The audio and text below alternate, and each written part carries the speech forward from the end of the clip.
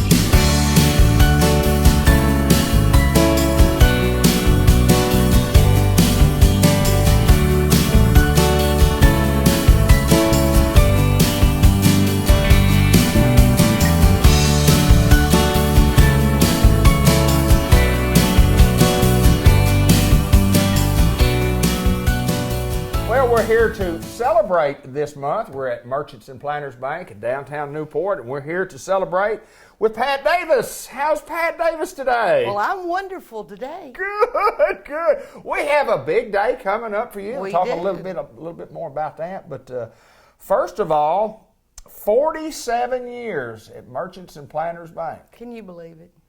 That's a long time to be at one place. At one place. And it's amazing. It is amazing that they hired you when you were 3 years old. 2 years old, I guess. You were 2 years old when you started to work here. Well, that a little bit older than that. I could talk. Well, and, talk about that. And you told me an interesting story about getting hired here that I'd love for you to share. I did. I was 20 when I came to work. Okay.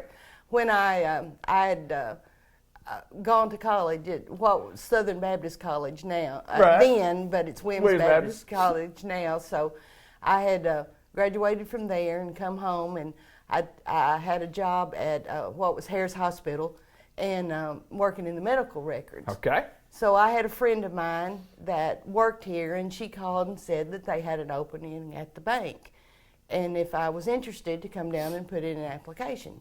So I did. I walked in and put in my application, and a lot of people know Mr. Fred Denton. Right. He was here at that time, and he was the one that was doing the interviews. So I filled out my application, and I went in to meet with Mr. Fred Denton. And I promise you, this was the interview. He said, so you're looking for a job? And I said, yes, sir. And he said, when could you start to work? And I said, well, I have a job. I need to give a notice, and then I could come, right after that. And he said, do you know your ABCs? And I said, yes, sir. And he said, can you count? I said, yes, sir. He said, go give your notice and come to work. Qualifications are minimal. So not much has changed in 47 years. But at the time, we had to alphabetize all of our checks. Oh, yeah. So we had to put them in alphabetical order, and then, of course, we had to post them and use our numbers, and so those were the qualifications. If you had A, B, and C knowledge and 1, 2, 3 knowledge, you had. So I was good. I guarantee you. But anyway, so I was always grateful that he saw the potential in me. Well, all of us have stories of how we got jobs and the circumstances around them, and then. Lo and behold, would you have ever thought 47 years later? No, at that time, I was just thankful to have a job, and I think the secret to being, I was just lucky. I was lucky to come at a time when we were a growing bank, right? And I was lucky to go through all the transitions that we've had, which opened up different opportunities for advancement, as we went along, because we went from not doing everything in-house, not having computer systems, to going to computer systems, and then we departmentalized. Sure. You know, when about 10 years after I started to work here, you know, I was basically I'd worked in every department. Right. You know, that Right. was here. So when I moved over in the operations area, I handled like HR, I handled marketing, I handled the operations, I handled the tellers, you know, everything except for the lending, Right. lending area. And so, but as we grew, and now 9 locations and Sure. almost 100 people, you know, we have to departmentalize, and so now we have different departments that handle all those stuff. Absolutely. We have a marketing department that Tara does a great job Sure. with.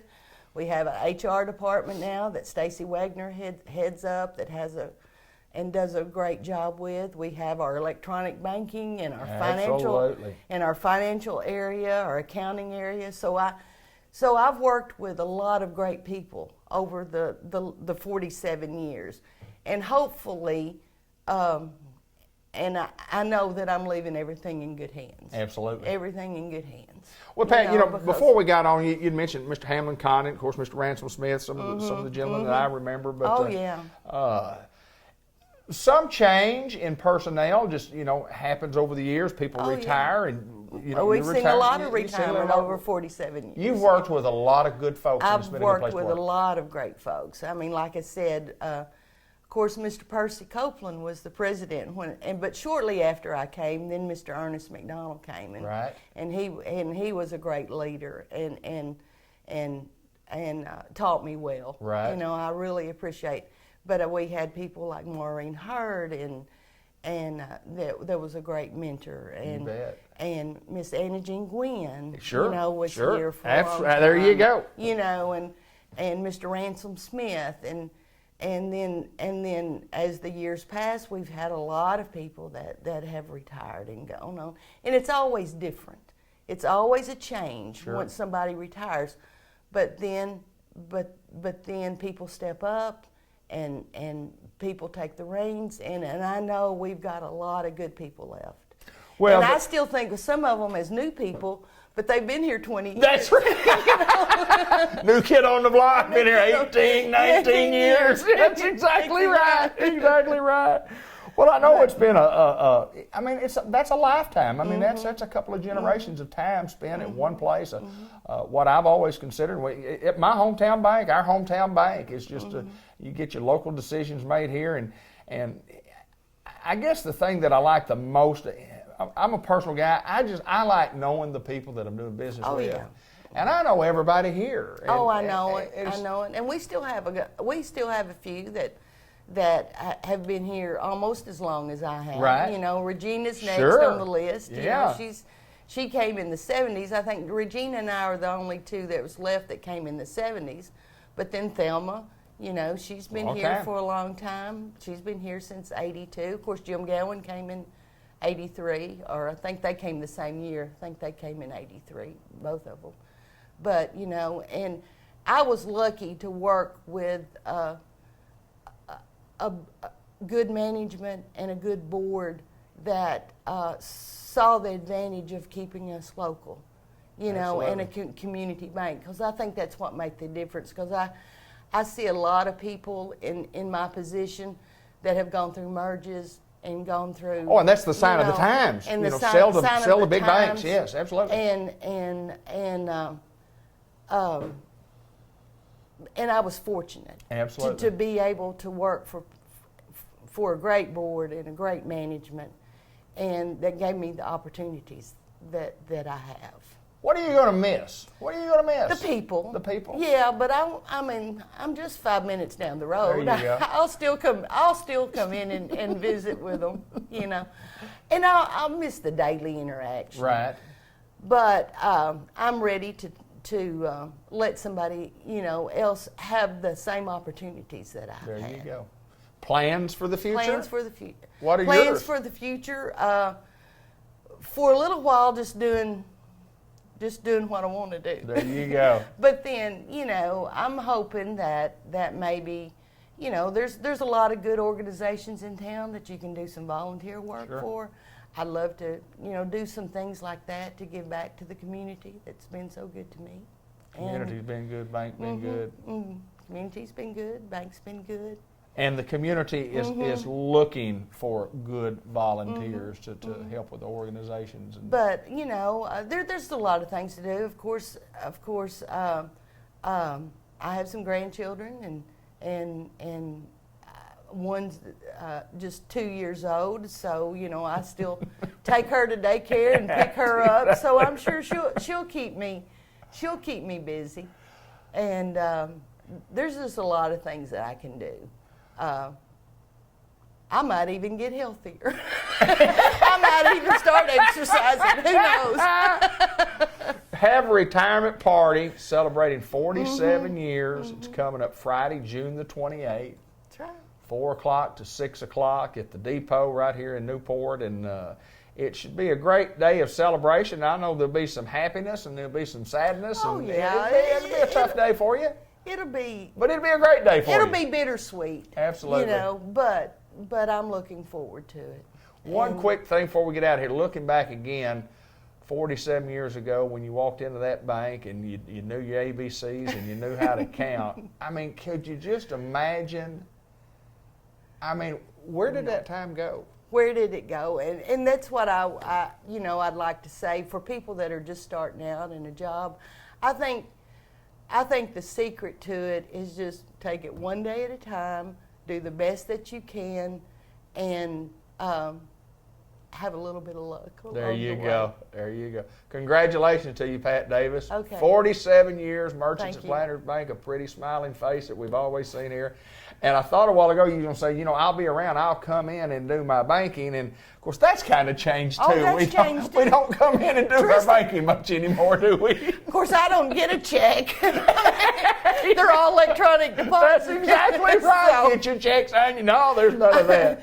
go to the ATM and get my cash. But Folks, whether you've been a customer of ours or not, a friend of Pat's, whatever the case may be, we would invite you down to the depot on sure, Friday, I'd love June the for 28th, see as many as I could. 4 to 6 o'clock, downtown Newport at the Iron Mountain Train Depot. Congratulations. Thank you. Pat Davis, Merchants and Planters Bank, 47 years and counting. Thank you.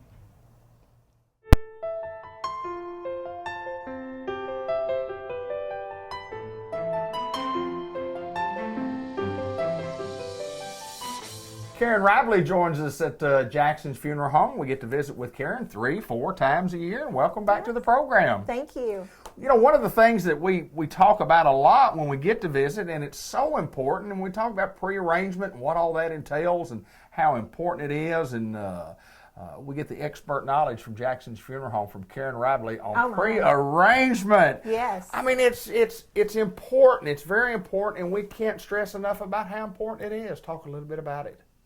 That's right. You are really giving your family the best gift you can when you prearrange. You're not only taking all the questions out, a lot of times people choose to go ahead and prepay, so they're also taking the concern about how the family is going to come up with the money at the time. It relieves a lot of undue stress, and it makes people feel in control of their own arrangement. Right. They can select anything they want. They can talk about their past and their future and what they want to happen. And some people have some very explicit requests. Right, There are sure. exact things they want done, and I take copious notes. Right. So you can walk in and I can tell you exactly what Mom did want, what she did not want. What you had better not do. And so it just makes things a lot easier. Well, there's no doubt when you're planning a funeral. I mean, you're planning so you don't have to plan at a time that is real stressful, and you probably don't know a lot of those answers. That's right. You have those answers. I have those answers. It really helps a family to walk in, and I already have a file with information that we are going to need. And it is such a stressful time. Right.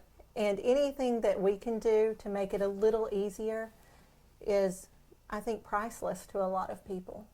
You know, when you talk about funerals and you talk about grief and you talk about mourning I mean, there's a lot of emotional things that go on inside the human body, and rightfully so for all of us. Yes. And an extra added pressure of what songs do we need to pick out here? What flowers do we need to get? Yes.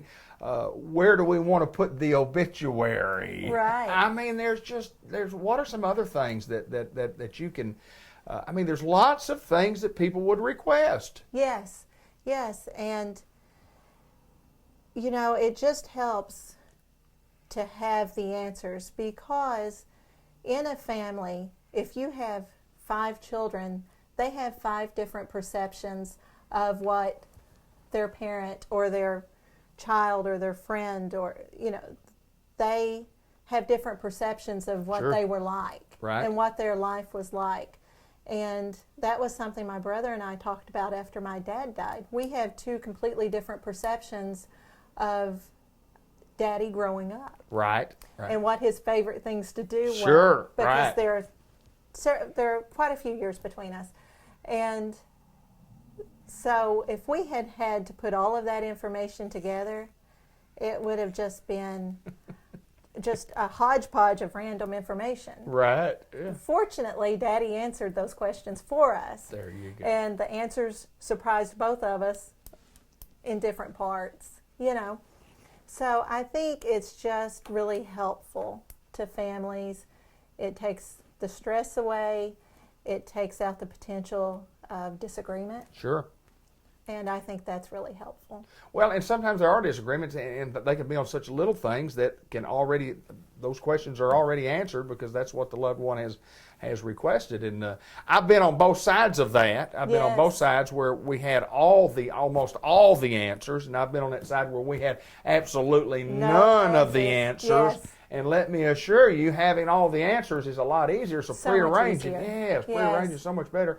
And you mentioned earlier about payments and costs, paying out by the month. So talk a little bit about that and how that works, and interest rates and so on and so forth. Well, it's really easy to do. You come in, sit down, and you choose the service and the merchandise. You make all of your selections, and at that time you can decide if you want to go ahead and prepay. There are several benefits to prepaying, which include locking your price in at today's cost, Right. so it's protected against inflation. There is no interest on your payments. Absolutely. 0 interest. Every payment you make comes straight off your total. Right. So you really can't beat that. You're guaranteed that those prices will never go up. Right. You can choose to pay all at once and be done with it. You can choose to make a small down payment and make monthly payments.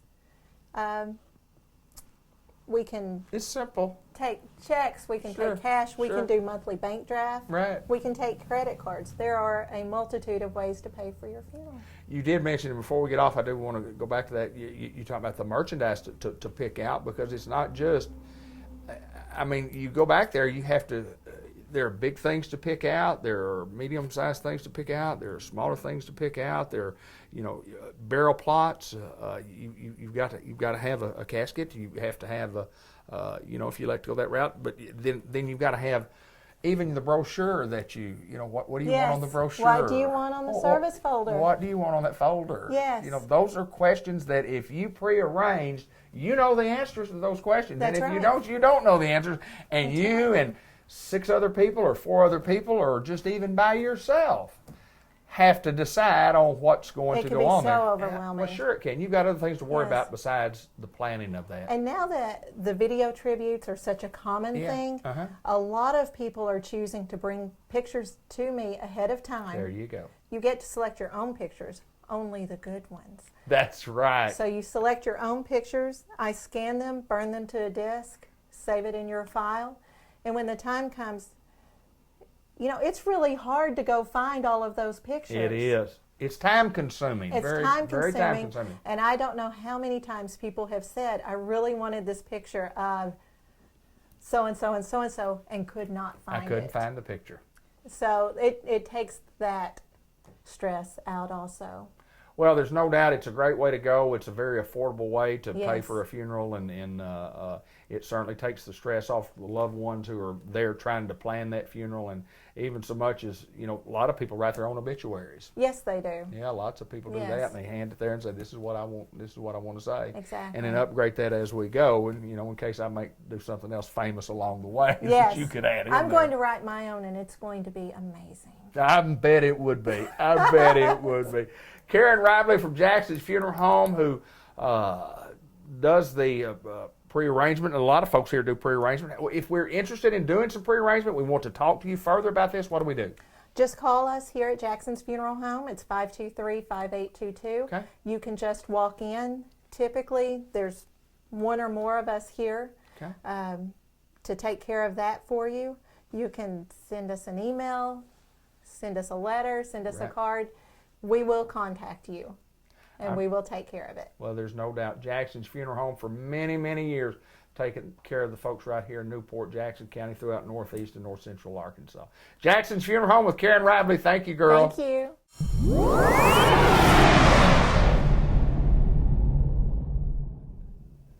Lindsay Bowers joins us at WRMC Medical Complex in Newport, and we're going to have a great conversation about mental health today and mental health issues. But first of all, we got to find out a little bit about Lindsay. Tell us about you. Sure. So I'm an Arkansas native.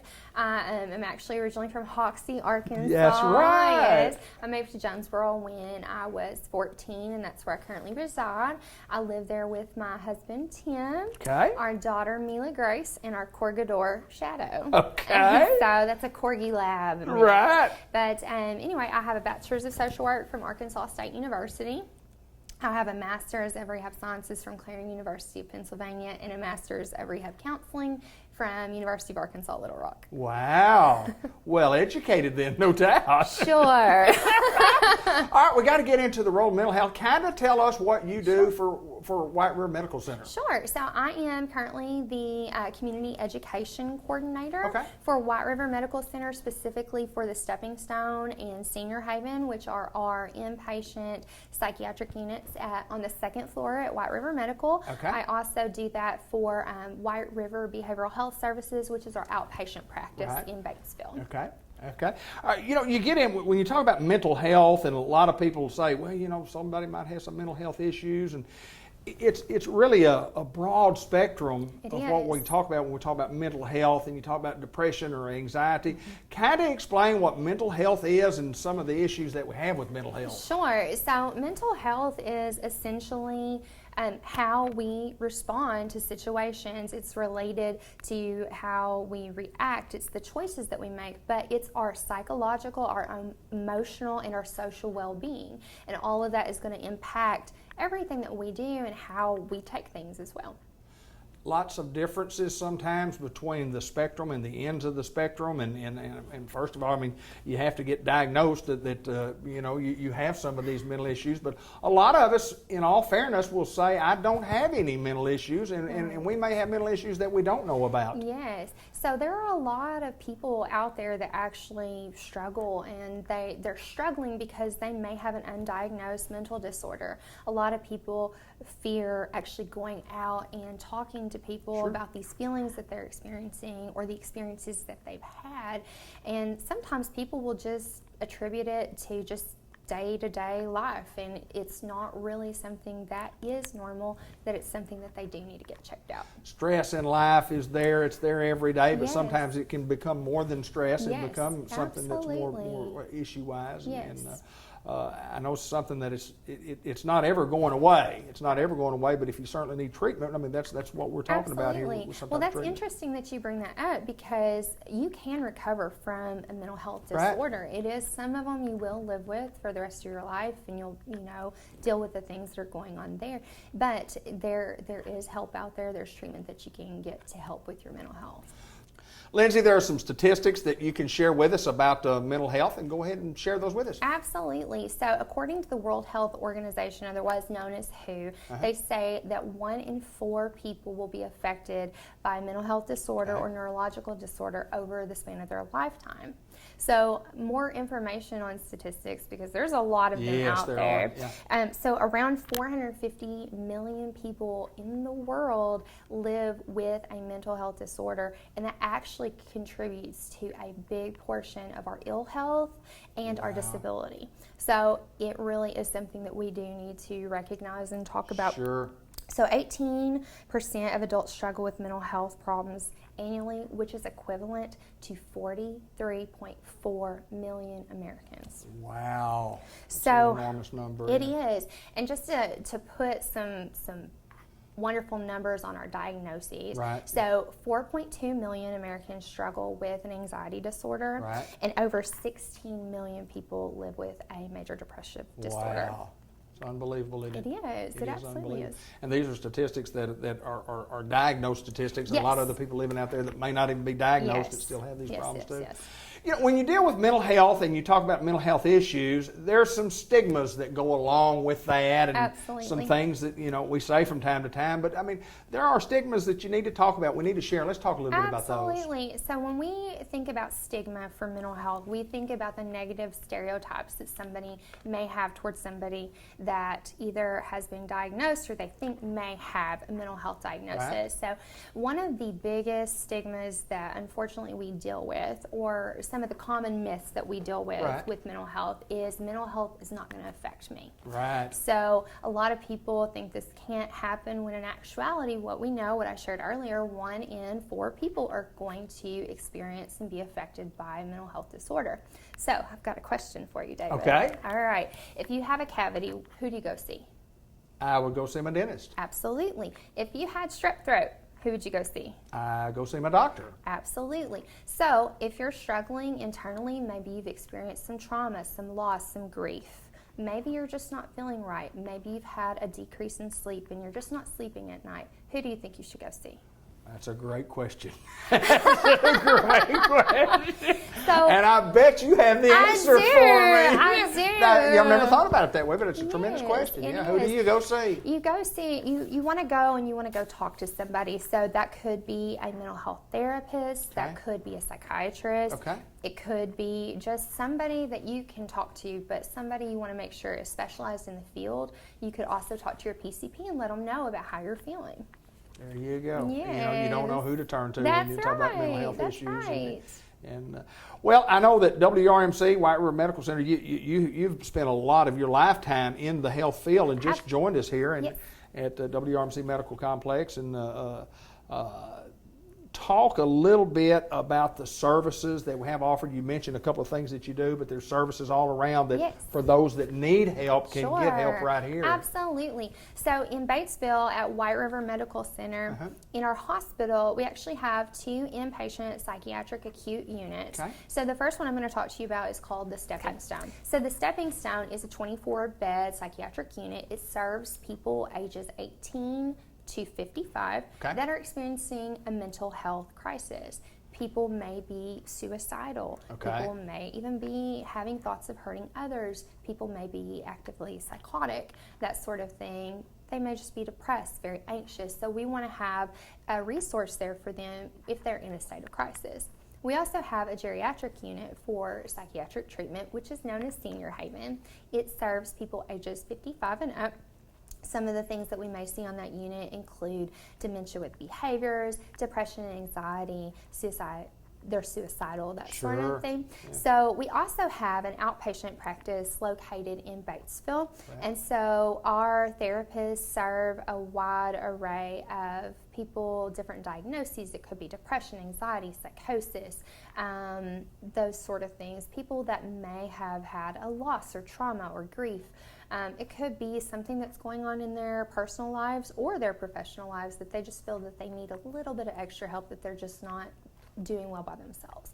And then finally, one of the things that's something relatively new is we have the behavioral health integration, Okay. which means that we have a mental health professional that is located right here in some of our White River Medical Clinic offices. Okay. And so basically the whole reason for that is because we want to treat the individual in a holistic manner. So we are combining their medical help with their psychiatric help. And then we bring in the families and make sure that they get the support that they need.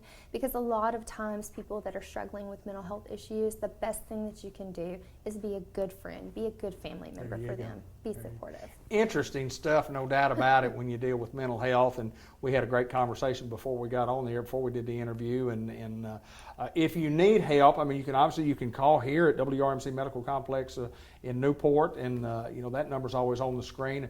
You can get a hold of White River Health System up in Batesville. But the most important thing is, if you think you need help, get help. Yes, absolutely. Yeah. Don't ever be afraid to reach out and ask questions, even if you're just concerned that something's just not right. Please call us. Lindsay Bowers from Hoxie, Arkansas, we appreciate your time today, girl. Thank you, David. For WRMC Medical Complex in Newport.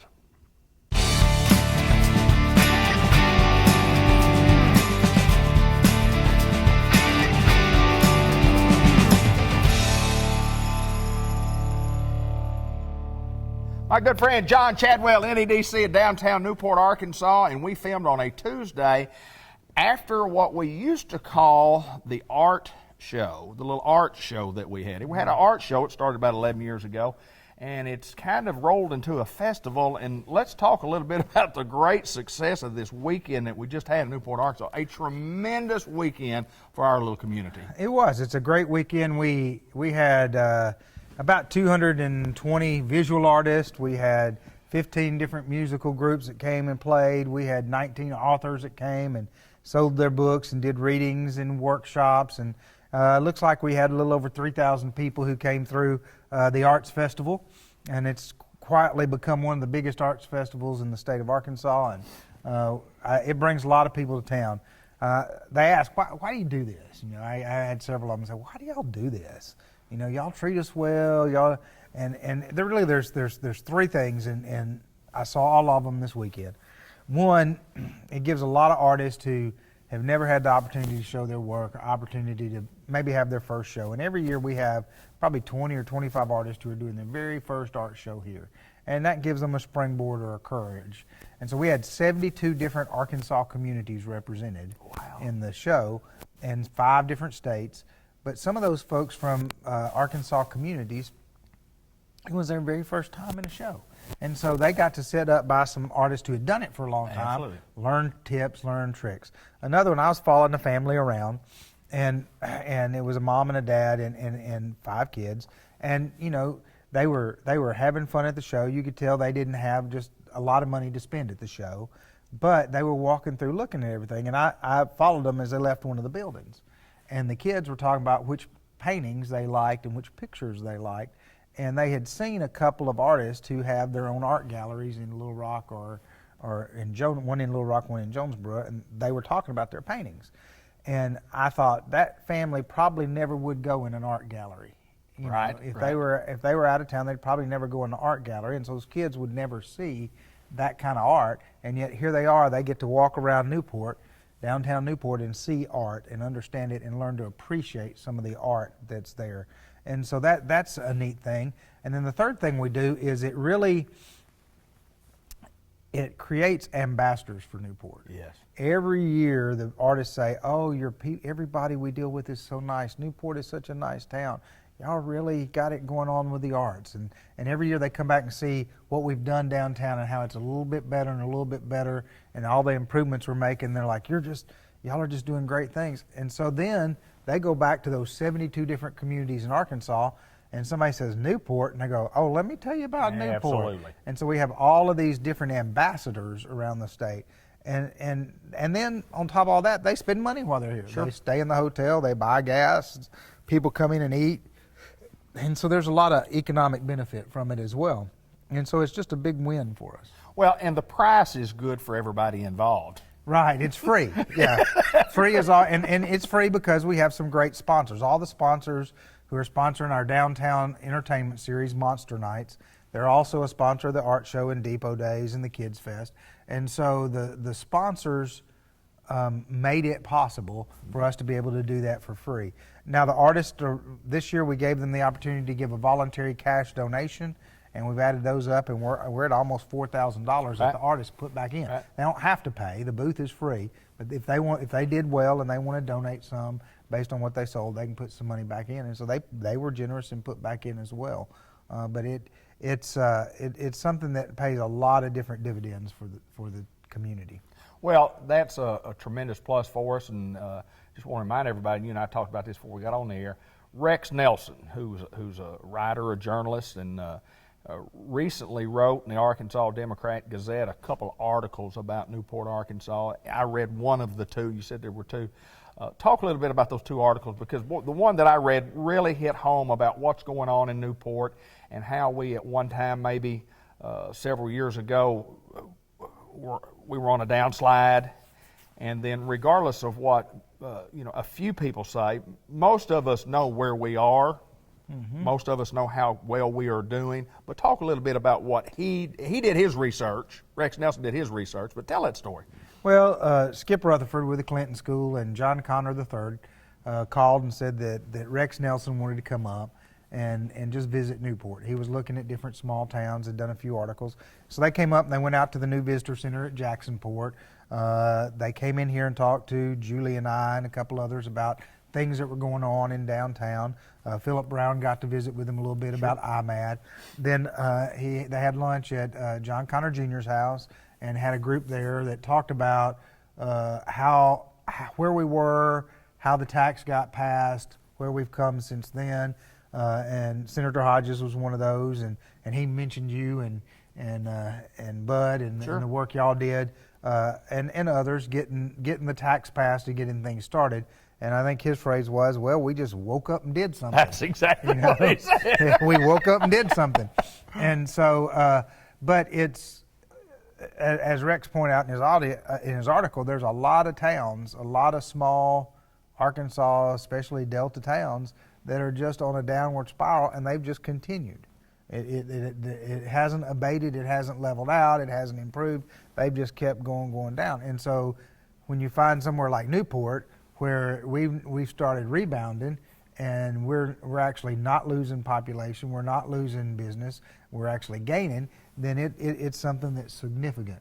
And the article on the inside, his editorial article, was really on how we're celebrating our rockabilly history. Right. And the Rock and Roll Museum and some of the Depot Days Festival, some of the stuff we're doing with that kind of tourism in the park downtown. And he talked about his time in Clarksville, Mississippi, and how they have reinvented themselves as kind of the home of the blues. And so they bring all of these people in for tourism about blues, and how he thinks that's what Newport might be able to do with rockabilly, with the rockabilly heritage. And so it was a neat article as well. But a lot of publicity on Newport. We had that this Sunday, and then the Sunday before, the style section in the Little Rock version of the Democrat-Gazette had a big spread on the front page about the art show. Right. And how the art show was. So Newport's gotten some good publicity. And you say, well, why is that important? Well, it's vital. Your image is everything. Absolutely. And so when I go out to sell to an industry, if they have seen us in the newspaper, or they meet somebody and say, hey, I'm going up to Newport. Let's say they fly into Little Rock and they're staying at the hotel and they're eating supper, and somebody says, hey, what you in town for? Well, we're going up to Newport to look at Newport. Instead of going, Newport, why do you want to go there? They go, oh, that's where that neat art show is. Absolutely. Or, oh, I read an article on them in the paper the other day. They got some stuff going on. It makes a huge difference when they come to town with that mindset over the mindset of, well, maybe we're going to a place that's not doing real well or that's dying. Plus, if they're going to be moving key executives in here and they know there's stuff for the arts and things that are happening, then that makes a huge difference. Yeah, and Rex Nelson, by the way, lived here 3 years of his life, and said it was said his mom and dad had really made a lot of lifetime friends, and he speaks highly of Newport anyway. So, I mean, here's a guy that lived here, that lived it, and is certainly enjoying the rebound that he sees that we're having here. Well, he said that when his dad was here, football coach, he would go hunting with Sam Walton and George Cale. Sure. And he said years later, I asked Dad, I said, why didn't you stay friends with Sam Walton and get in on that initial public offering? He said, hey, we'd be set for life. Yes, sir. Yes, sir. But he thinks fondly of it. John Miner was his dad's quarterback when his dad was coach, and said when his dad was sick and in the hospital and kind of had some dementia, and didn't remember, much, John Miner went to see him and said there was a football play that John had always had a problem with, and said that they leaned down and said, your old quarterback is here, and said the first thing he did was call off the name of that play. Is that Yeah. right? Is that right? He But remembered. He remembered that time and the friendships that he made here and the things that went on, and it was it is neat. But see, John Connor III is the one who orchestrated it. Skip Rutherford, who's originally from Batesville, but's done a big, huge fan of Newport and Jackson County, helped us through the Clinton School, has been a big part of it, and is helping us. Rex Nelson. It's not only the people in our community who are part of this team, it's the people who used to live here, who've gone on to other places, but they love this place. Right. They love this place, and they're coming back, and they're helping. Lots of folks are coming back. And they're helping. Even if they're not coming back to live, they're coming back to help. They're coming back to invest and make this special place grow again. And so we were sitting around the table, and he asked me, he said, well, why are you here? And I said, well, I'll tell you, I moved here for a job. Right. I moved here for a job. But until I'd moved here, I'd never lived anywhere more than 6 years in my entire life. Right. Ever. And I've been here, I'm starting my 15th year. Yes, sir. And I said, and my wife is not from here, but we love this town. And it's home. It is home. And I said, the good thing is, unlike a lot of communities, this community treats you like it's home if you want it to be home. You don't have to be born here. That is right. They treat you like it's your home. If you moved in, if you were born here, it doesn't matter. If you want to be part of it, you're home. I thought you did grow up here. My friend, John Chadwell, good to see you, my friend. I mean, just great news on the festival that we had and other things that are coming up throughout the summer. It's going to be a busy summer, and we couldn't do it without the folks here in Newport, Arkansas, who donate the money for things to happen. We thank them, and certainly thank NEDC.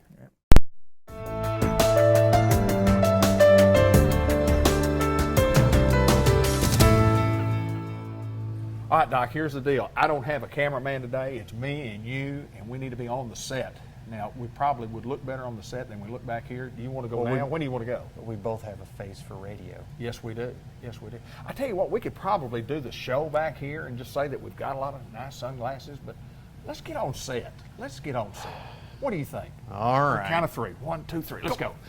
And nobody will know. No, you're going to edit it out anyway. I mean, yeah, no we're going to edit this part. Nobody's going to see all this. the technical advances you have. Yes. You know, the way we always do it in this world is we, get it all set up and we get here and then we count 3, 2, 1, and then we go. Yep. So if you're ready, I'm ready. I'm ready. Are you ready? Let's go. 3, 2, 1. Cut. You missed your cue. Right. I didn't do it right. Line. 3, 2, 1. Go. Okay. I got it. Are you ready? Okay. Ready? 3, 2, 1. Welcome to Customized Vision Care. No one's going to buy that. That's fine. Not good, is it? Would you like to do the introduction? No. Would you like to buy 3, 2, 1. This is Dr. Gavin McDowell from Customized Vision Care in the Newport Village Mall, and we are here to do a program. We hope that didn't get on the air. We hope that part certainly didn't get on the air. No one's going to watch that part. They're just not going gonna to fast forward through it. They'll go through and they'll see us do the 3, 2, 1. Hi, sir. Hey. How are you? I'm better than nothing. That is good. I will have to say this. You have a new pair. No, this is the same pair that my wife hates. Yeah.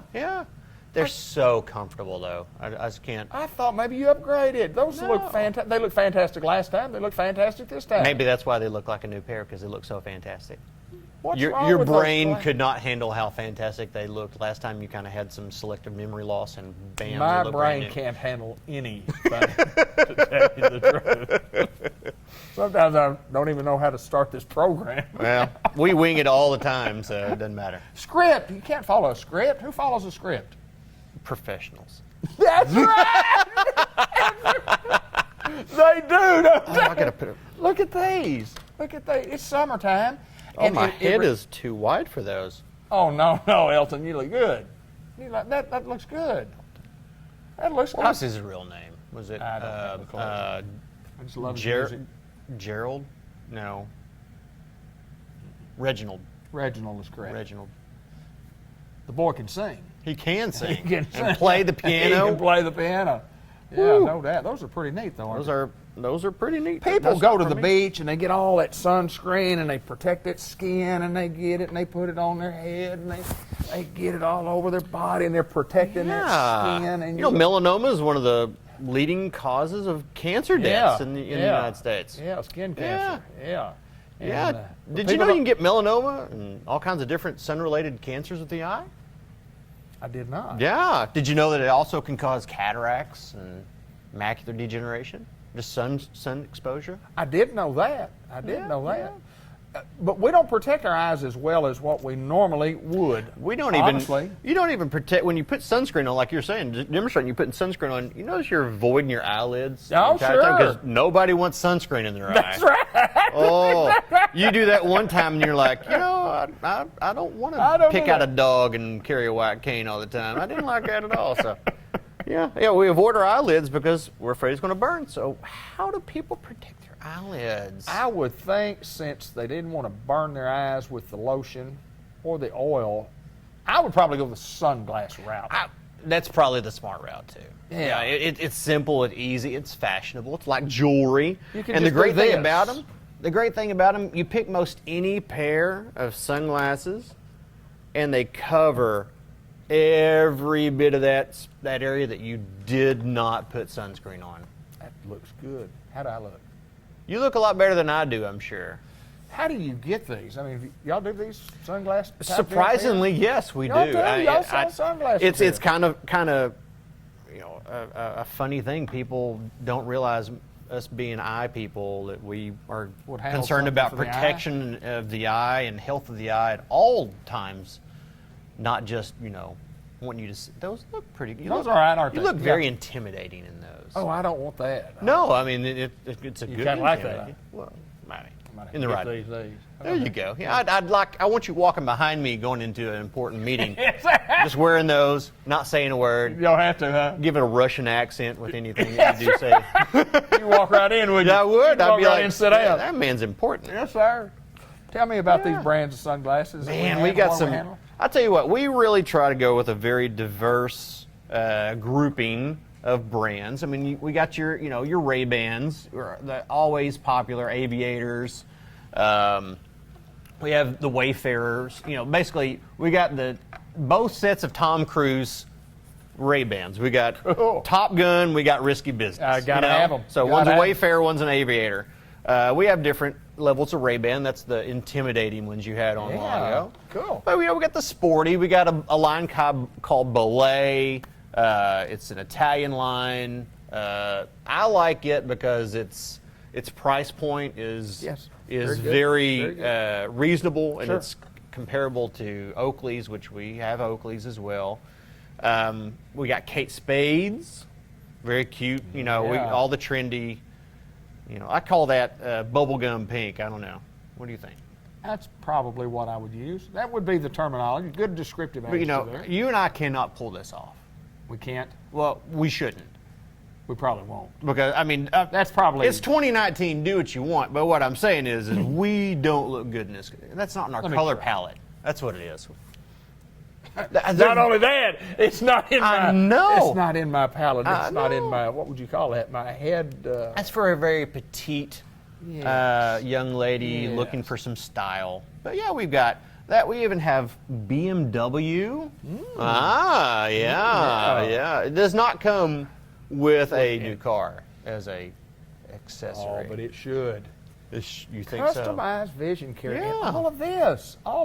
You mentioned the what do you call them? I call them Bolay. Bolay. Bolay. You said it right. Bolay. Yeah, I call them Bolay. Bolay. Yeah. I think I told this maybe years ago or whenever, but I had a pair for about 6 or 7, 8, 10, probably 10 years. I had a pair and I liked those. I love those.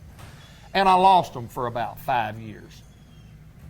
And then I found them in a suitcase that I hadn't used in 5 years. So I found my Bolays, and I still wear them. They're 15, 18 years old. You can't see out of them because they're so scratched up. But boy, I look good in them. That's the most. I bet you. Second most important I thing. bet you I can get some new lenses made for them. Really? Yeah. I never thought about that, but I really like these glasses. That's something else we do. Y'all You got a frame you love. Yes, sir. I bet you dollars to donuts we can cut you lenses to get fit in there. That's something that everybody... Tinted sun lenses, prescription sun lenses, prescription clear lenses. I bet you we can find a way to put lenses in those suckers. So that's just one of the many, numerous things that you guys do here to help us folks out there that need a little help with our eye vision. Oh. My eye's going to permanently roll in the back of my head one of these days. Well, you like my air quotes. I love air quotes. Air quotes. What else do you guys do here? Y'all do have a great selection of sunglasses. If you want sunglasses, just come look, try on some of these. Look how fashionable they are. Protect your eyes. Don't be the guy on the beach on the beach that's got tan and burn everywhere except there, and take them off, and there you go. And you're okay. You know, I would rather somebody have the raccoon look from having your eyes protected from the sun with sunglasses more so than your sunscreen did, as opposed to the guy with the, or gal, with the burn. You ever had sunburn on your eyelids? I have a couple times. No. It's college days. Let's not talk about it. Oh, I But anyway. got you. Oh, but that you is take a nap on the so painful. Take a nap on the beach. Is that what Nap on the beach, yes. Yes. What were we saying? I have no idea. Hey, you know what I like doing about the show? What's that? Nothing.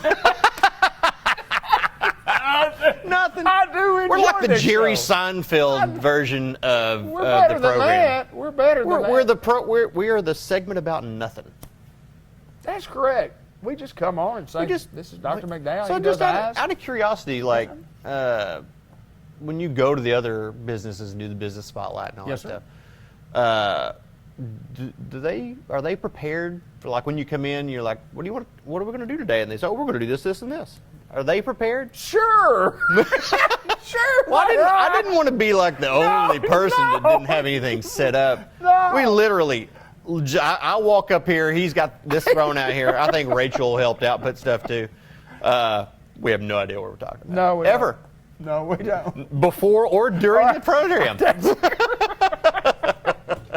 Well, we do glasses. We also offer Glasses, contacts, contact eye lenses. care, eye protection, eye health, eyes. Eyes. Custom. The eyes Oh, have listen. it. Custom eyes. Custom eyes, vision care. Love it, my friend. I do too. Always my pleasure to get to Oh, see. mine. I hope the folks enjoyed the program today as much as I enjoyed bringing it to you. If you need our services, we're located in Newport, Arkansas. We're at the Village Mall, and we are as crazy or crazier than what we appear to be on this television program. Yes, there is no false advertising. Thank you, Gavin McDowell. Thank you, sir. Good to see you, my friend. You as well. More coming right up. Now we got to run around. It's over. The program's over. Let's get out of here. Get off the set. Get off the set. Now, you think people will buy that stuff? I mean, Of course they'll eat that up. really like that? yeah, they'll Are you eat it kidding up. me? I hope so, man. You know, sometimes these old programs can get boring, but boy, this is not boring at all. We just do our program and then we get out of here. That's one thing we're not. It's boring. No, I know. We're a lot of things. I've been called a lot of things, but boring's not one of those I things. think people are going to like it. We'll see. We'll see. When They'll the let us Nielsen know. ratings come in, we'll find out. They'll let us know.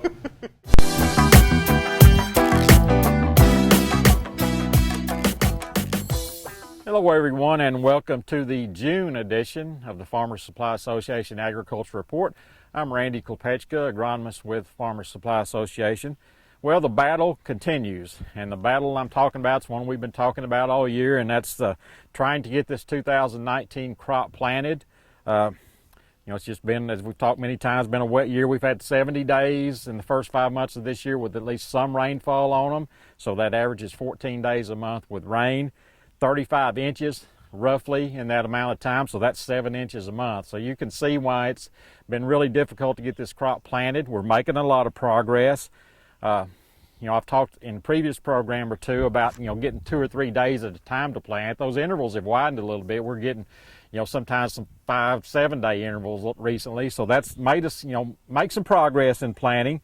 Of course, the guys that are near rivers, near streams and things like that, where water's backed out, it's a little more difficult for them. But for the guys that aren't, we've been getting some dry spells to get some things done, so we're making some progress.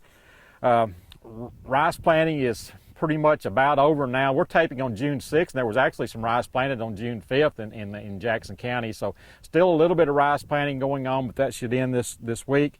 A lot of people wanting to know how much rice has gone unplanted this year, and it looks like we're probably, some of the estimates I'm seeing, around 20 to 25% of the acreage in our area will not be planted. I mean, that's just a wild guess, or an educated guess instead of a wild guess. But anyway, a lot of rice is going to go unplanted, and that's kind of unprecedented, at least for a while in this area. What I want to do this month is just talk, I'll give a couple of items in relation to rice, the production practices going on right now, and also talk a little bit about soybeans and some things going on with that. Again, the rice crop varies considerably. It varies from just planted, as I said, June 5th, and maybe even some after that, but rice planted on June 5th, to like the field behind me that's flooded. This is the same field that we taped at last month, and you might remember the rice was very small at that time, certainly unflooded, but a lot of progress has been made out here. This is the Clearfield 153 variety out here, our weed control program. You can see the field's very clean. It's been Command pre-emerge, followed by Newpath plus Command early post-emergence, and then before the flood, I'm not sure if it was a Clear Path or Newpath, but either Newpath or Clear Path plus Prowl before the flood, along with some Gambit for the nutsedge around here. So the field's very clean. You can see the fertilizer's kicked in. The water's out here, and this has this dark green color, so we're really kicking off and going. Just want to talk about the weed control situation this year. As I mentioned last time, the residual herbicides just worked outstanding this year with all the rain. You know, the rain's had a lot of bad points, but the activity of the residual herbicides has been outstanding. So, we've had a lot of clean fields. Recently, some of these residual herbicides have started breaking, especially as the fields have dried out and the residual herbicides have been out there, 3+ weeks, they start breaking. So we're starting to get some, in some of these fields, some grass breakthroughs, and we're getting into that period that I call the post-emergence herbicide Russian roulette. And what I mean by that is we can make good recommendations on these post-emergence herbicides, but that doesn't mean they're going to work. We're in danger of bad things happening with these herbicides. A couple of reasons for that. Number one is resistance to a lot of these families of herbicides. Propanil, Facet, the ALS herbicides like Newpath, Regiment, Grasp, also the ACC ACACE inhibitors like Rice Star and Clincher. We've got documented resistance to all of those families of herbicides, and that makes it a guessing game on whether or not those grass herbicides are going to work when we recommend them and put them out here. So that makes it it's tough for the farmers, it's tough for the consultants, field men, guys like me. We make recommendations and we don't have a lot of confidence that they're going to work a lot of times, but anyway, all you can do is make a good recommendation and go on. Also, environmental issues, different things like that, getting fields sprayed in a timely manner are also an issue on these, trying to kill these grasses post-emergence. I'd like to talk about some of the things I've seen that have worked this year and in years past that in some of these situations. For barnyard grass, I've had some good luck with Rice Star, especially if the fields are muddy when you spray them. I've had some farmers kill some pretty good sized Rice Star this year, and pretty good sized grass this year with Rice Star. So, that's one of those things we can look at on some grass escapes. Again, especially if we have really good wet conditions when we spray. Broadleaf signal grass, one of my favorite things with broadleaf signal grass is Facet. And Facet may not kill broadleaf signal grass right away, but if you'll put Facet on it, you'll see it sit on that grass. And then when you put the flood on it, it'll finish it off. So I absolutely love Facet on broadleaf signal grass, so that's an option right there if that's one of your grass escapes. Finally, with Sprangletop, probably the best choice there would be Rice Star. It's really about the only choice once it gets some size on it, so that's a thing to think about. Again, with the bigger Sprangletop, is to use Rice Star on that, again with the muddy conditions. So those are some things to think about if you have some of these grass escapes, depending on what the grass is and what you can use. Propanil, STAM, whichever formulation you want to use, still has a place in rice weed control, But there's, barnyard grass is mostly resistant to propanil, so that makes that a hard sell by itself. But propanil in a program and mixed with other chemicals seems to enhance them, so it still has a place, but just not a standalone herbicide by itself, especially on bigger grasses. So that's kind of where we're at with weed control. I'd like to switch to fertilizer or nitrogen fertilization now. I think we've done pretty well this year on getting our nitrogen fertilizer out on dry ground. That's the key to efficiency with urea, is to get that nitrogen out on dry ground and then get the flood water across it in a timely manner, and your nitrogen use will be very efficient. So even though we've had the wet spring, it seemed like recently we've had some dry windows to get this fertilizer on dry ground. So you can see how dark this field is. I think that just shows that the fertilizer use has been real efficient out here. So hopefully that pattern will stay where we'll have those dry windows to get this fertilizer out on dry ground. A couple of things we need to remember on nitrogen fertilization. First, the 3-week rule, and this is something pretty new that the University of Arkansas researchers have found. From the time you put that big shot of nitrogen out, you need to wait at least 3 weeks before, even if your field gets to half-inch internode or internode elongation, before that 3 weeks is up, you need to wait at least 3 weeks to get that mid-season fertilizer out there. The reason for that, it takes at least that long to get this uptake of this early application. So wait at least 3 weeks, and probably 4 to 5 weeks might even be better. So remember that, I just call it the 3-week rule, and don't put that fertilizer out there too quick at mid-season, even though the plant may show the internode elongation and thinking you need it. Let's have an internode elongation and at least 3 weeks from that earlier application. Another thing, if you're putting out larger than recommended rates of nitrogen out here, you might want to think about using the Green Seeker program, and if you want to do that, I'd be glad to work with you, our customers, on that. And with that, we need to put a reference plot out along with that pre-flood nitrogen. So if you're thinking about that, and I think the big place for that is where you put higher than recommended rates out there, you may not need any mid-season fertilizer, but the only way you'll know for sure is if you've got that reference plot out there, and I can bring that handheld Green Seeker unit out to the field and we can look at that and see if you need it or not. Finally, soybeans, where we're at with soybeans. Well, just like with rice, we're late with soybeans, very late with soybeans. We like to get soybeans planted in April, and we haven't been able to do that this year. So getting a lot of ground worked. Again, as we tape in early June, a lot of our ground is just now getting worked. A lot of it's, kind of weeded over, and a lot of grass and weeds in it. So we're trying to get these fields worked up. Consequently, we lose moisture when we're trying to work these fields up, with the hot weather and the winds blowing like that. So we're probably going to need a rain to get some moisture on some of these fields to get them planted, to get the moisture we need for planting. As far as weed control, pigweeds are the big weed we need to think about as far as soybeans. So there's 3 things we need to remember. Start clean, whether it takes tillage, whether it takes a herbicide application. Make sure all those pigweeds are controlled before you plant the soybeans out there. I think one good thing about having to till this late this year, it's not good overall, but we are getting to destroy some of these pigweeds through tillage instead of using chemicals for everything, so that kind of helps break that chemical cycle. So I think that is one good thing. We're controlling these pigweeds that are emerged with tillage, and that helps quite a bit.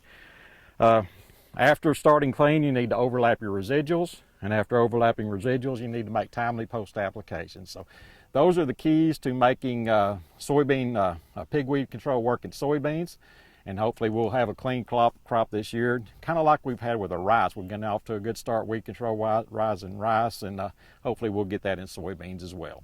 Until next month, if you have any questions, you can contact me through Farmers Supply Association. And this has been Randy Kolpechka with your Farmers Supply Association Agriculture Report for June.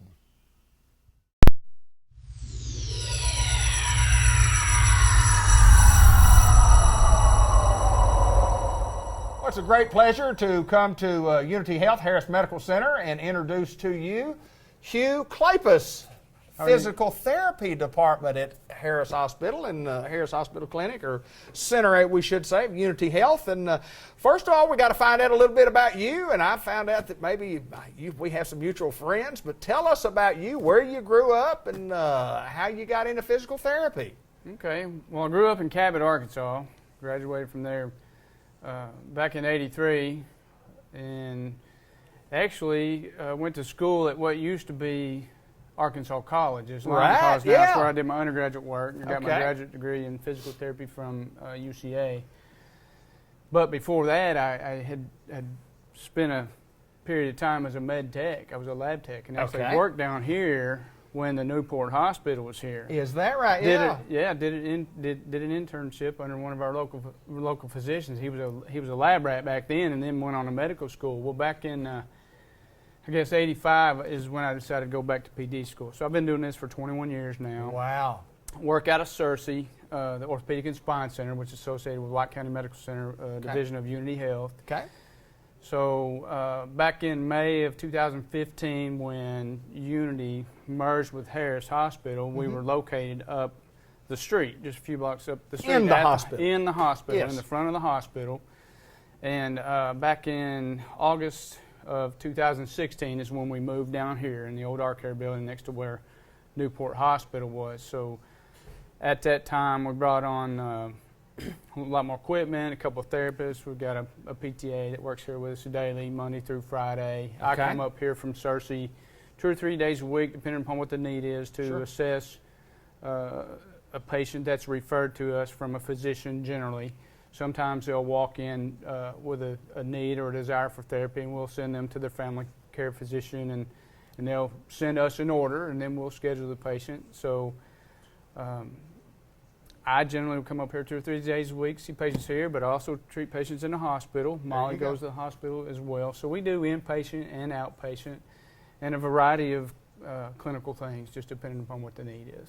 Hugh, you talk about physical therapy, and most of us have had physical therapy. There may be a lot of people out there that haven't had physical Now, you've therapy. had some, right? Oh, We- no doubt about it. about I've that had little some. thing. I don't want to crawl up on that ladder on my shoulder. We can do that after this. Yes. Well, I'll take a picture of me trying to Okay. do it if you'd like. But Deal. physical therapy, people have to work at it, but kind of tell me about the needs. When do people need physical therapy? I mean, I know that how do they know? Obviously, they have to go see doctors, and doctors refer them, as you mentioned, but give me some examples of physical therapy and what you guys treat.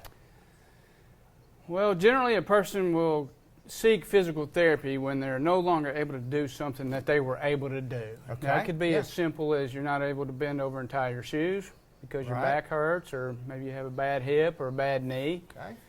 Or believe it or not, sometimes it's for the woman who can't reach up and do her hair anymore because she has Sure. a frozen shoulder. Maybe she fell, got hit by a car door, gets a sore shoulder, doesn't use it anymore, shoulder gets frozen, can't do her hair, goes see the doctor. He says, well, you got a frozen shoulder. Let's send you down to therapy. There you go. So it makes he sends them down to us because, see, we're the ones that You- puts the pain on them. Yes, exactly right. Exactly. Just kidding. But that's an example. Now, we see a lot of neck and back pain. Neck and back pain is huge in the Right. United States. Back pain, repetitive motion injuries, a lot of factories where a person's standing on a concrete floor for 20 years and doing the same job over and Yeah. over, and they just get kind of worn down. And a lot of times we can help restore normal motion, through a Okay. series of stretching, strengthening the right muscles, that comes out of doing a proper assessment. Mm-hmm. And then some of what we do would involve 2 or 3 days a week here perhaps, along with a home program that they could do at home.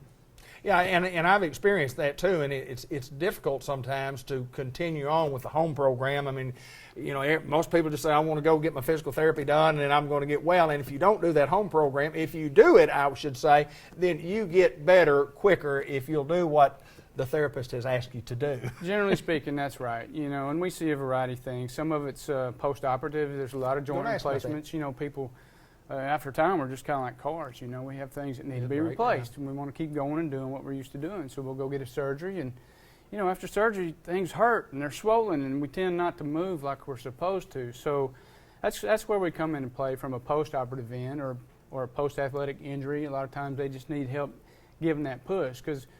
If you're like me and somebody tells me to do something that hurts myself, I'm probably not going to do it. That's but I correct. might do it if you were to help me. Right. So we're kind of a coach, and if you're in here 2 or 3 days a week, it sounds like a lot, but it's really a very small percentage of your wake time. So what we do, we train you what to do. We push you how to do that, and then you carry that with you. You learn here, and you carry that home, and you learn how to rehabilitate yourself. Well, you talk about you might have an injury, have a knee injury, and I know when you do have those type of surgeries, and then when you do your therapy, we're talking a lot about muscles. We're trying to get muscle strength back in. Retrain those muscles. You have people that work here at Molly, and you said you had someone else. We have Lindsay. Lindsay's she's been with us since just a few months before Molly. She's out with a new baby right now. Right. She'll be back with us here in another week or two. So she's one of our techs. She also helps encourage our patients here. She'll schedule them once the physician sends an order. She'll get them scheduled and schedule me to come up and see them. And then, Molly will execute a plan of care. Sure. And then, people's plans of care range anywhere from one treatment to maybe a dozen, That's just right. depending upon what it is they need, because you've been through it with your shoulder. I've been there. And a lot of times when you talk about insurance, the insurance will cover so many treatments, and if you really need more treatments, you can get back with your insurance company and say, look, I need some more treatment here. And we figure all that out before they come. Absolutely. We have somebody that helps do the pre-authorization process. We accept all major insurances, Medicare, Medicaid. We determine with your insurance company the number of visits that's allowed, because it does vary from company to company. Absolutely. And then we keep track of that, because nobody wants to just finish therapy and wind up with a big bill. So we help you monitor that. Well, there's no doubt there's a huge need right here, and Unity Health Harris Medical Center is providing that need from physical therapy, and we certainly welcome you here. And the new location, as we mentioned, if you go into the hospital, and everybody been in there knew where the physical therapy department was. We're down by the old Newport Hospital, as you mentioned early in the interview, and you can find us, and we'll have the number at the bottom of the screen for you to call if you need to find out exactly where we are. We don't want you to miss us, but lots of equipment, lots of different ideas that you guys have to get people well, and that's what you do. Absolutely. We enjoy what we do, and we enjoy being a part of the community. Hugh Klapus? Yes, sir. Good to meet you, my friend. Right, now let's go exercise. I'm going to get over there and see if I can crawl on that ladder on that shoulder surgery type There again. you go. Thank you, my friend. Thank Unity you. Health Harris Medical Center in Newport.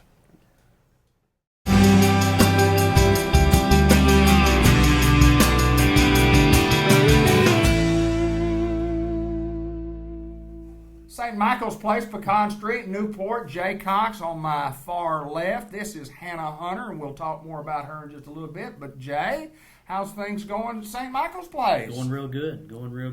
Getting ready for summertime. Got a lot of activities going on here at St. Michael's Place, and we're excited about a lot of things going on here. And it's good to have you out with us. Thank you, sir. It's always a pleasure to be here. We're going to talk a little bit with Hannah Hunter, who is living in Lynn, Arkansas, who happens to have friends that are friends with Grant Black, and just and your second time around at St. Michael's Place. Tell us a little bit about you, where you were born, where you were raised, where you went to school, and how you got into what you're doing now. Well, I was born in California. My dad was in the Navy and was transferred to Arkansas, and then we moved up to Cave City, and that's where I went to school and I graduated. Cave City Cavemen. Yep.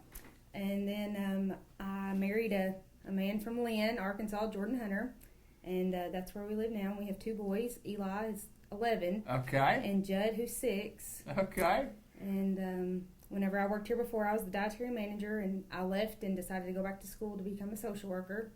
And I graduated in May with my with a bachelor's in psychology with a minor in social work. Really? Really? From Williams Baptist University at Walnut Ridge. Yeah. And so here I am now. You know, psychology is one of those things that if you study psychology, I'm fascinated by it. I'm fascinated what you learn about the mind and the things that go on up here, and you go, well, I didn't really.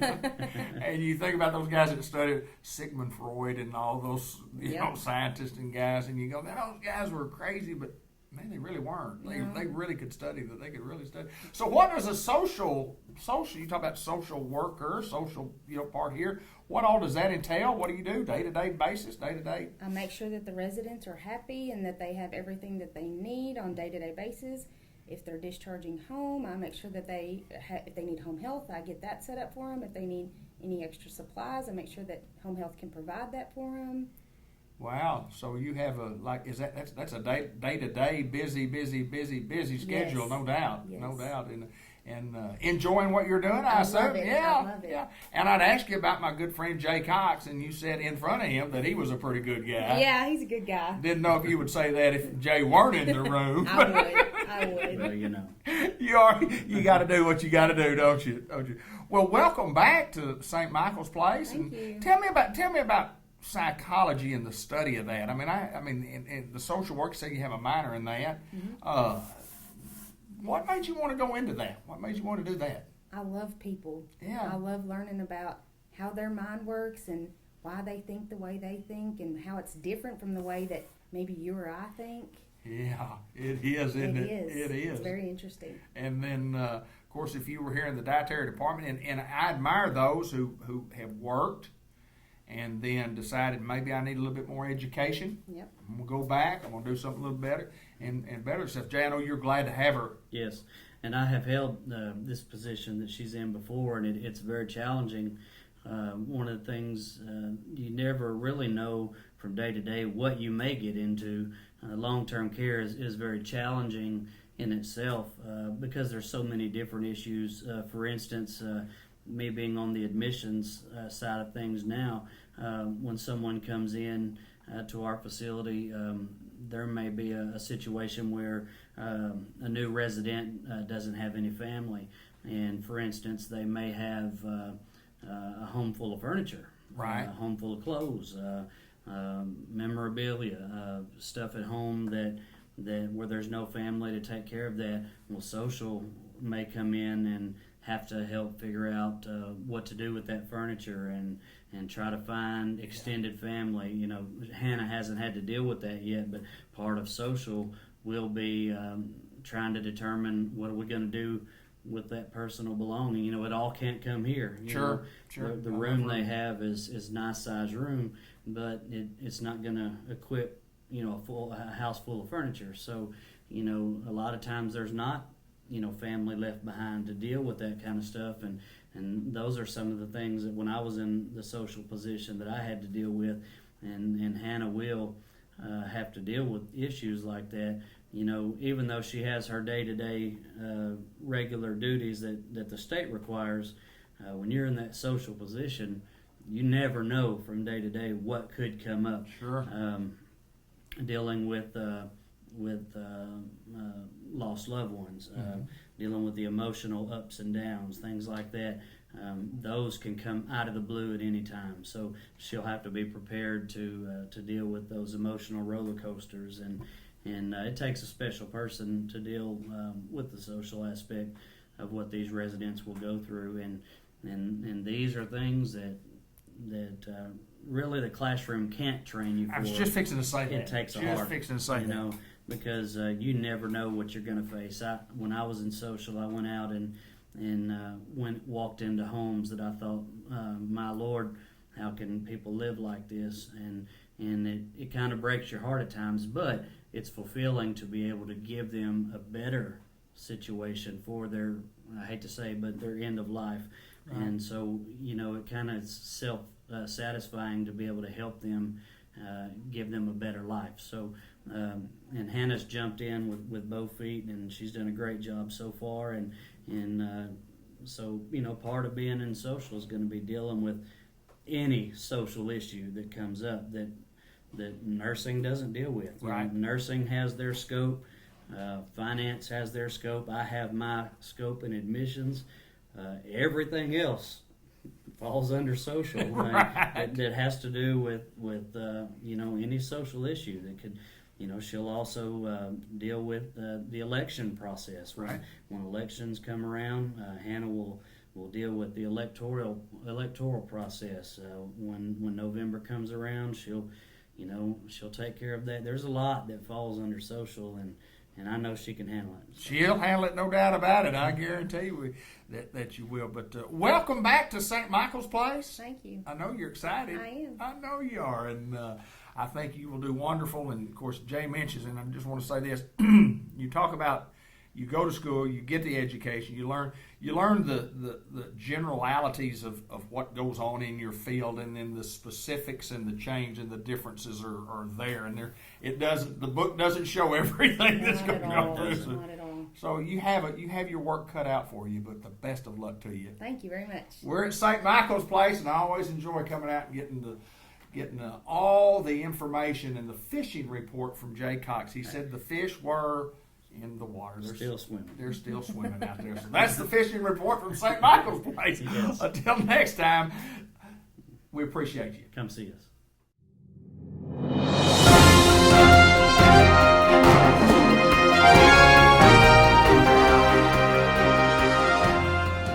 White River Area Agency on Aging in Batesville and throughout northeast and north central Arkansas. We're visiting with Michelle Mitchell this morning, who we have talked to before on this program. And first of all, welcome back.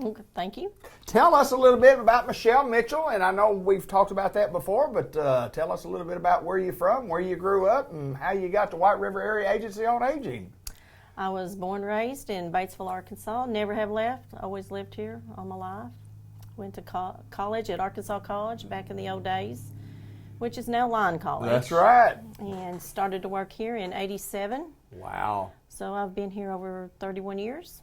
Wow. With the agency. Tell us a little bit about what you do within the agency, job title, job description, and we're dealing with a lot of different things when you talk about programs for seniors and senior citizens, but to kind of explain what you do. I'm the Director of Senior Services, which kind of means that oversee our contracts with our senior centers, senior center programs. We contract those services out and kind of oversee their contracts in the programs that they're running out there. What does it tell? So say, for an example, when you talk about programs, what are the programs that a senior citizen has that you're over? What are those programs? We have senior centers in our 10-county area, 26 of them. Okay. And they offer services, congregate meals, home-delivered meals, wellness and socialization programs, and some local transportation. Okay. And each center offers a variety of different programs, fun things to do. Like right now, I'm encouraging the seniors to get out and while the weather's good and nice, and visit their senior centers and the programs that they're offering. And they offer a lot. They're getting together. A lot of them are getting involved in beanbag baseball. Right. Yeah, absolutely. And if you haven't participated in that or watched it, it's exciting. They get all excited about it. They travel from senior center to senior center and compete against each other. Wow. When there's competition, there's always some fun. I guarantee you. Well, I think in establishing those programs, that's what you're trying to do. You're trying to figure out those things that the seniors like to do. And I know we have a senior center there in Newport, and it's always busy. It's always busy. There's always people there. And let me just kind of ask you this. Going back to, you say, growing up here and being here 30-something years, has your job changed as you've been here? Have you always done in this capacity? How's that going? I started out with the senior centers, and my background is in computers, so I started out with data entry and just kind of graduated up to more and more responsibilities throughout the years. But they've always been my baby, so my senior centers are my babies. So I guess the catch of it all is that if it's in your heart and it's what you enjoy doing, it's the best part of a job. And I know if you've been at a job as long as you have, it's not a job. It's got to be a love. It is, and it's in White River is a good place to work. You feel like at the end of the day, you feel like you've somehow helped someone. You know, not directly. You know, my hands aren't out there in the field every day, but like I said, I do my computers also here. Still do that, yeah. And I'm just trying to help those out there in the field make their job easier. And when I work in that area of the place. Seniors need help, and I think from time to time, and of course we've always talked about it on this program here, sometimes we're not neglecting seniors as a society, but sometimes we just put them to the side and maybe don't think that they need as much as what they do. But you guys provide services that are just, I mean, if people were involved in going to these senior citizens, they can find themselves to have something to do on a daily basis. It's a lot of fun, is it not? Yes, and also those that visit, some, get involved with the volunteer. Right. Nothing's free. Right, absolutely. And, that's one misconception is that, it's a government-run free program. Well, it's assisted, but it's Right. not totally free. Right. And if people are looking for volunteer opportunities, they welcome you at the senior center, and they're always looking for volunteers. If somebody's watching and they would like to volunteer, how would they get to do that? What would they have to do to volunteer? Just contact their local senior center and just let them know, hey, I'd love to volunteer. Especially if you have maybe an artist out there that wants to come and teach art classes, or if you have some kind of hobby or something you would want to share. They're welcoming all kinds of things to do, and it's keep seniors involved, moving, mobile, socializing with one another, so that they don't just sit at home. Last month we had a group from Brockwell that went to Ireland. Really? Is they that took a trip right? to Ireland. Is that right? Yes, they had a big time. So we got some of those kind of trips, and that was a fundraiser for them. You bet. And that's another thing is they do a lot of things out there for fundraising. And if you hear of a fundraising, please go out and support it, because that's how they help pay for the programs that they do offer. Well, White River Area Agency on Aging, the main part is being in houses, being in homes, and taking care of folks on a daily basis. And the senior centers, the centers are a viable part of helping seniors and giving seniors something to do. And if you really look at it, you say, well, we need something for our kids, and we need something for our middle-aged people, and we are young adults, and we need something for our entertainment for those people, and then we need something for seniors. Yes. And there's no doubt that White River does a marvelous job, and congratulations on the job that you guys do, because y'all are marvelous throughout a lot of counties. 10 counties, is that 10 correct? counties. 10 counties. On hours of operation, is each one of those different?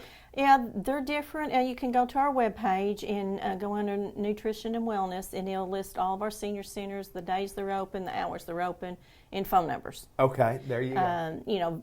I encourage you to visit more than one. Right. If you're 60 plus and you want to go, they'll welcome you with open arms, and visit around. Each one of them have different things, because it's versatile. Not everybody wants to dance. But right, sure. There's a lot of dancing going on. Not everyone wants to play big bad baseball, but that is a growing thing. Right. And another thing that they're doing is doing quiz bowl. So they're getting together quiz bowl teams, and they compete. Yes. Working with the brain. And yes. And I tell you what, that's amazing to see that too. And there's also, I heard in the Wind the other day that they're trying to get together a domino tournament between the senior centers. Yeah, that would work, wouldn't it?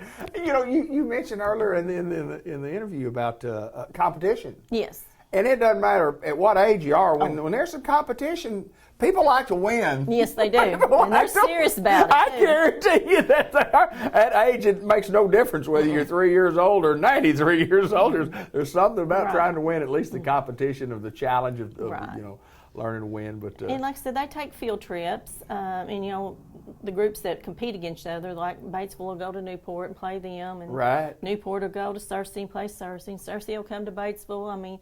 And Salem will come down and play with them. And but we're getting more and more centers that's getting involved with that, and they just and that helps them, interact with other people their own age and do things. So it just keeps them active and busy. And another thing is, when it gets hot this summer, our senior centers are a cooling site. There you go. So if you want to just hang out and play dominoes all day in a nice, cool environment, senior centers is the place to go. Pool tables from time to time. They have pool tournaments too. Now, them are serious business also. That's a serious game, isn't it? Yes, they do. And they also go and compete on a state level. Right. Wow, that's fantastic. So it's going on. We have other, like I said, dances. They have dances during the day and at night, and a lot of them are fundraising. Sure. We've also got some fundraisers that has been coming up and had just spring and summer and fall is kind of when they do their fundraising. Yeah, busy time. We've got walkathons going on. We've got 5Ks going on. We've got car shows with fish fries, and they support each other. They'll go to each other's fundraisers and things like that. Well, senior centers are certainly not retirement centers. No, they're not. They're not. They're These active. are go-getter centers, aren't they? They're pretty active. Yes, they are pretty active. Well, I know that you're doing a marvelous job, and Mr. Ted brags on you all the time, and it's an awesome job responsibility, and to work with seniors in my heart is, I mean, that's just one of the ultimate positions that you can have, taking care of those folks who sometimes might not be able to take care of themselves, but it's a fair, honest, good deed doing job, no doubt. Well, yes, and it's a feel-good job. It's a feel-good job, no doubt about that. Well, Michelle, we appreciate you taking time to join us. Well, thank you for inviting me. Continue for your hard work and taking care of seniors, because that's what we do. Yep. Michelle Mitchell, White River Area Agency on Aging. We're in a lot of locations throughout northeast and north central Arkansas, and the main location right here in Batesville.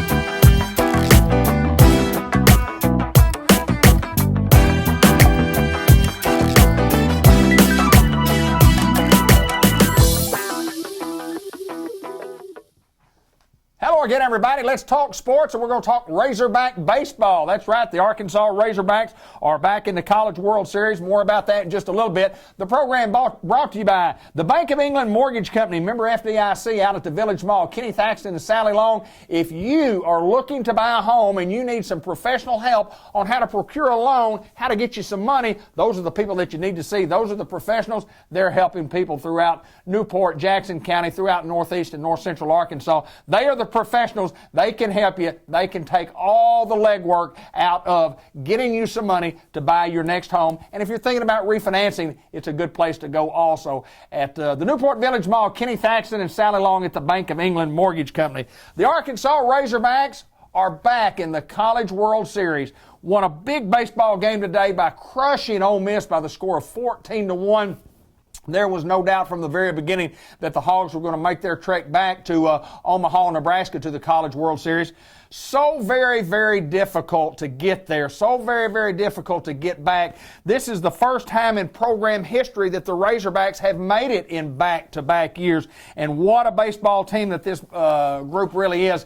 Everybody remembers back what happened last year. Arkansas had the national championship won. All they had to do was catch a foul ball over in foul territory, and three guys converged, and they just kind of looked at each other, and no fault to these guys. It just didn't happen. It didn't work. They ended up not winning that game and then lost that game plus the next game, because it's the best 2 out of 3, to Oregon State. Oregon State wins the national championship, but the Hogs have a chance to redeem themselves. Ole Miss did win Game 2 in this Super Regional tournament by really whomping the Hogs 13-5. Arkansas won the opener 11-2, and again 14-1 was the big win today. But the College World Series will be June the 15th through the 26th. More on that here in just a little bit. Talked about the first time in program history that the Hogs have been back-to-back to the College World Series. Let me give you some statistics. It's the 6th time under Dave Van Horn in 17 years that he's taken a team to the College World Series, and the 8th World Series for Van Horn since 2001. This guy's a leader. He's a great baseball coach. He's taken a couple of teams, several teams to the College World Series. This baseball team went 33-7 at home this year in Fayetteville, and of course that's where the regional was. It's where the Super Regional was. Great fan base that gives the Hogs such a secret weapon. Well, it's really not a secret, but it's a weapon that when you're the opposing players, you hear that crowd. You hear the crowd when the Razorbacks are up. You hear the crowd when the Razorbacks are down. So great home field advantage for the Arkansas Razorbacks, and they'll travel well to Nebraska also. 33-7 this year. That was one game short of what they were last year at home. Won 34 games at home, so the Hogs are very, very tough in playing at home. But on to Nebraska. They're the second highest seed in the tournament remaining. There are some teams that got upset. LSU got upset. The number 1 seed, UCLA, got upset. And the Hogs will draw Florida State. The Hogs in Florida State. Florida State beat LSU 2-0.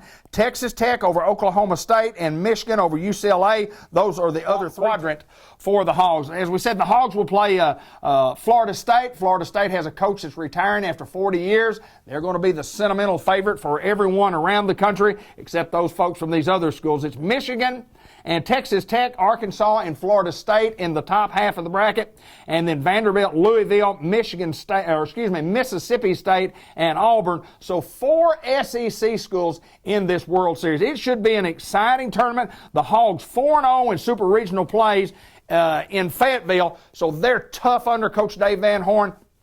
They have their work cut out for them. You got to be very good to get there. You got to be very, very lucky to win it.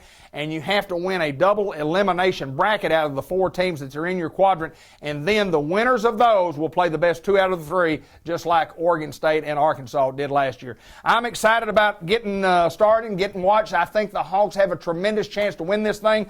But again, you got to be good, you got to be lucky, and you got to get a bunch of breaks to win it all. Unlike the Hogs did last year, I'm picking the Hogs to win it all. For Bud Black, let's talk sports. I'm David Black. For Kenny Thaxton at the Bank of England Mortgage Company, until next time, go Hogs. Where the rubber meets the road, Farmers Tire Mart in Newport. And you talking about a great place for automobile service. We do brakes, we do shocks, struts, wheel bearing, front end alignment. The most important thing we can do, if you're driving down the road and that check engine light comes on and you go, oh my goodness, my engine's about to blow up. Well, it's probably not going to blow up, but you do need to get it checked. They have equipment, they have computers that will diagnose your problem. Call them at 523-6735, make an appointment, bring it in, let them put their computer on that. They'll tell you why the check engine light came on and then what it's going to take to repair it. Lots of general maintenance, preventative maintenance on automobiles at Farmers Tire Mart. You can look us up on Facebook at Farmers Tire Mart Inc. /Facebook. And they have field and road service repair for big tractor tires out on the farm. So give them a call at that number, 523-6735. Tommy and Linda Bain since 1992. Marty Bain Brown, daughter, helping you with your tire prices. Open till 5 o'clock Monday through Friday until noon on Saturday. Farmers Tire Mart, where the rubber meets the road.